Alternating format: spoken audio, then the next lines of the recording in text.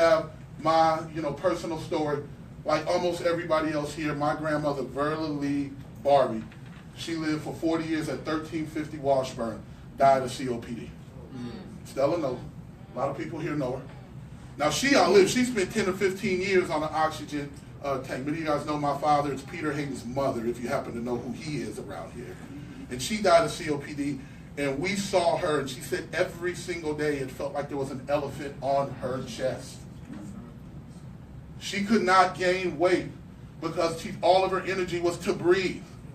On a day like today, we would spend a lot of time with her to ensure that her air conditioner works, because as the air got thick, she wouldn't be able to breathe. That's the reality of it. We see the commercials, we see stuff. That was a woman who lived 50 years, 6 blocks from here in North Minneapolis.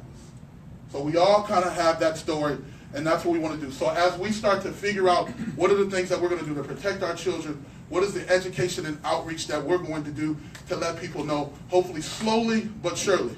I see Vivian here do some behavior modification, right? It's our resident emeritus social worker here. We're going to start to give education and let people know what the dangers of these issues are. So as we start to think about this issue, go tell your friends, go tell everyone else, and let them know that this is an important issue. And listen, the tobacco companies have a right to be here. The tobacco companies have a right to do whatever they want to do. But what we want to send is a very loud signal to the tobacco companies that this ain't going to work no more. That the okie doke is over, right? That we understand what you're trying to do. And once we get this done, let's put them on notice.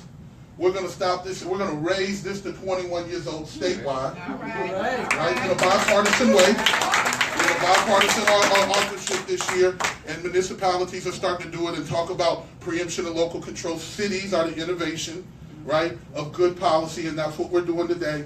And a personal issue of mine, because I like to kind of frequent places where adults have adult drinks. You know what I mean? And this coupon issue, where they come in and they give coupons to people in order to drive the price down, 2-for-1s and 3-for-1s. They're targeting our community as well, and I have a bill. I can't quite get it yet through this particular legislature, but we have a bill for that. So let's not only pass this, but let's send a strong message to the tobacco industry that you probably need to set up shop here, because Minnesota is going to fight you head and toe to try to get you out of our people's lives. So once again, guys,